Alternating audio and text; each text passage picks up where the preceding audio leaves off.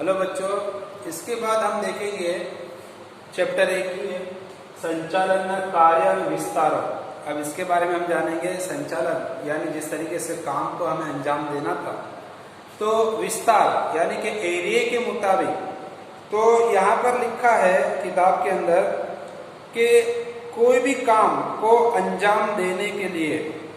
संचालन करना जरूरी है। उसी के साथ साथ में कोई चीज का अगर पैदावार करना हो तो उसकी जानकारी जरूरी है, और कितनी मांग यानी कि लोग उस चीज को कितना पसंद करते हैं,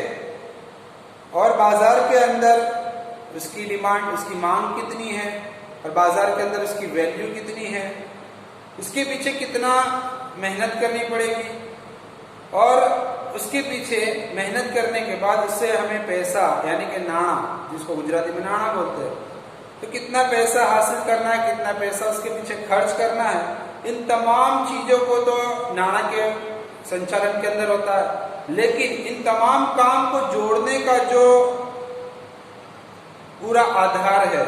वो मानव शक्ति यानी इंसान की मेहनत के ऊपर है। इसके लिए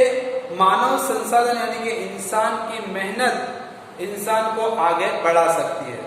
तो यहाँ पर हमने 4 पॉइंट लिखे उसके विस्तार के हिसाब से। पहला पॉइंट हमारा यहाँ पर है मार्केटिंग संचालन, दूसरा है मानव संसाधन संचालन, तीसरा है नाणकीय संचालन, और चौथा है उत्पादन संचालन। तो मार्केटिंग को दूसरा हम लोग बाजारिया भी बोल सकते हैं, यानी कि बाजार के अंदर जब कोई वस्तु को पैदा की जाती है, यानी वो पैदा की गई बाजार के अंदर आती है, अब ग्राहक तक उसको पहुंचाना है, तो ग्राहक कौन सी चीज को पसंद करता है और कितने अर्थ में, यानी कि ग्राहक उस चीज को पसंद करेगा कितनी कीमत के अंदर। तो यहाँ इसकी पहले व्याख्या देख लेते, उसका अर्थ देख लेते हैं कि माल यानी कि चीजें और सेवा या उत्पादन यानी पैदावार करने वाले के पास से ग्राहक तक जिसने पैदा किया वह, और वही चीज ग्राहक यानी कि जो खरीदार करने वाले हैं वह लोग, वहां तक पहुंचाने की जो पूरी प्रोसेस यानी कि प्रक्रिया, पूरा काम जो है उसको विशाल अर्थ बोलते हैं, यानी कि बड़े पैमाने में होती है चीजें, क्योंकि पैदावार करने वाला मेहनत कई सालों से करता है। अब एक चीज ले लो, एक एग्जांपल हम लोग ले लेते हैं कि एक आलू की चिप्स। अब आलू की चिप्स बनती कैसे है, तो पहले आलू कैसे बने, तो किसान ने इसकी मेहनत खेतों के ऊपर की, आलू उगाए, उसके पीछे 3-4 महीने निकाले, उसने जमीन से आलू निकाल कर उसने मार्केट के अंदर बेचे, मार्केट के अंदर से कंपनी वाले ने आलू को खरीदा, कंपनी वाले ने उसके पीछे मेहनत की, और तब जाकर आलू की वेफर यानी कि चिप्स बनी। फिर मार्केट के अंदर लाने के लिए कंपनी ने अपने गाड़ी के जरिए से मार्केट के अंदर दुकानों तक उसको पहुंचाया, यानी बहुत लंबी मेहनत के बाद एक चीज हमारे तक पहुंचती है।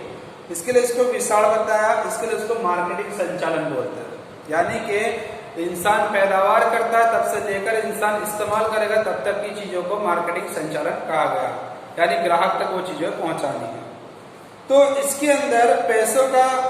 इस्तेमाल किया जाता है, और जो चीज वितरण के हिसाब से कितने कितने हिस्सों में बांटनी है, जैसे कंपनी वाला, यानी हमारे मोहल्ले के अंदर भी हम लोग देख लेंगे 3 दुकान है।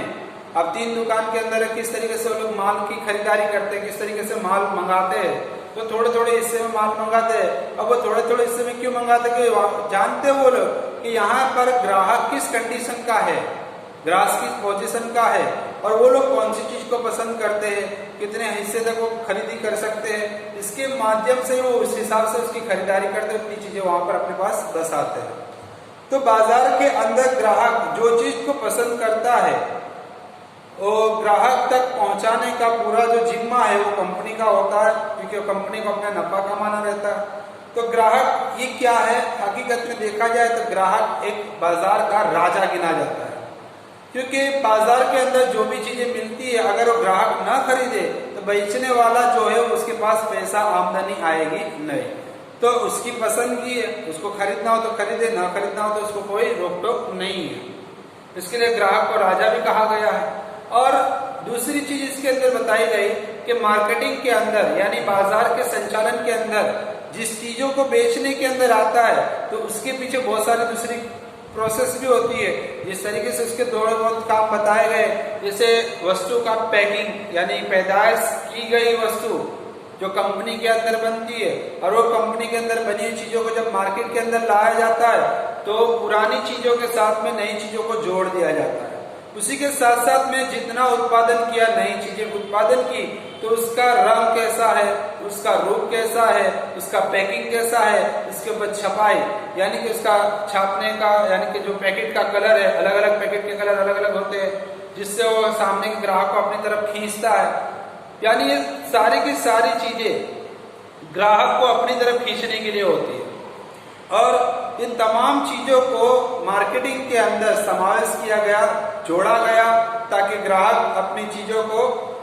खरीदी कर सके। उसी के साथ साथ में कीमत है, तो कीमत किस तरीके से तय की जाती है, तो सामने वाले की पोजीशन क्या है, किस तरह से वो खरीदी कर सकता है, उस तरीके से उसकी कीमत को तय किया जाता है। उसके बाद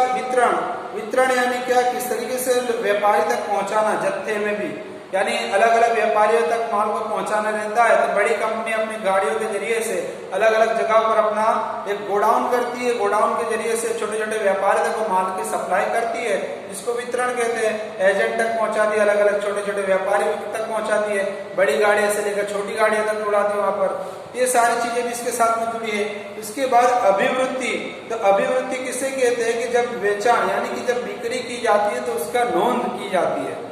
जब ये प्रयत्न किए जाते हैं कि भाई किस तरीके से हमारे बाजार के अंदर हमारी वैल्यू क्या है, हमारी चीजों की वैल्यू क्या है, बाजार के अंदर हमें किस तरीके से प्रतिशत मिल रहा है, यानी कि हमारी वैल्यू का प्रमाण बढ़ता है कि नहीं बढ़ता होता, व्यापारी को हम लोग आकर्षित कर रहे हैं कि नहीं, ग्राहक हमारी चीजों की तरफ आकर्षित होते हैं कि नहीं, उन तमाम चीजों को ध्यान में रखता है। उसके बाद दूसरा पॉइंट हमारा है मानव संसाधन संचालन। मानव संसाधन संचालन क्या है, तो ये जो है वो कर्मचारी का कौशल यानी कर्मचारी कैसा है, उसके अंदर बुद्धि, उसके अंदर अच्छी आदतें, बुरी आदतें, उसका व्यक्तिगत स्वभाव कैसा है, उन तमाम चीजों को ध्यान में रखकर भी बाद में उसके बाद आदेश लेता है कि उसके साथ में किस तरीके से व्यवहार करना चाहिए। उसके लाक्षणिकता और उसके महत्व अलग है। उसके बाद तीसरा पॉइंट हमको बताया नाणाकीय संचालन। तो नाणाकीय संचालन के अंदर भी ये होता है कि जीवनदाता यानी कि पैसा जो है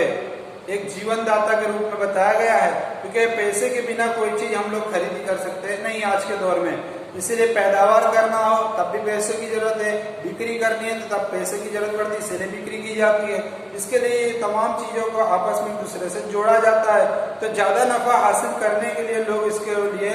एक टारगेट रखते, गोल रखते हैं, ताकि ज्यादा से ज्यादा नफा कमा जा सके।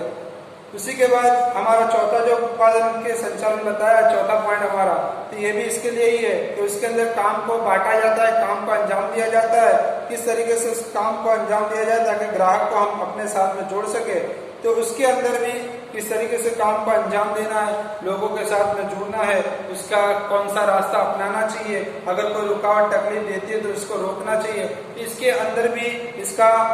मुद्दे दिए हुए, इसके पॉइंट दिए हुए हैं, जो सीधे सीधे एक एक पॉइंट है जो हम लोग किताब के अंदर से ही पढ़ सकते हैं। तो ये जो हमारे पास था वो क्या था, संचालन का कार्य विस्तार, यानी कि एरिया के मुताबिक हम लोग बाजार यानी कि बाजार के अंदर इंसान को किस तरीके से अपने साथ में जोड़ना, मानव संसाधन इंसान के साथ में कैसे जुड़ेगा, पैसे के जरिए से इंसान कैसे जुड़ेगा, और पैदावार करने के लिए इंसान किस तरीके से जुड़ेगा, किस तरीके से पैदावार करनी चाहिए। इन तमाम चार चीजों को लेकर आयोजन करना और मार्केटिंग के अंदर अपने संचालन को करना बहुत आसान बन जाता है। अगर इन चीजों को ध्यान में ना लो तो हमारे लिए मार्केटिंग करना या संचालन करना बहुत मुश्किल है।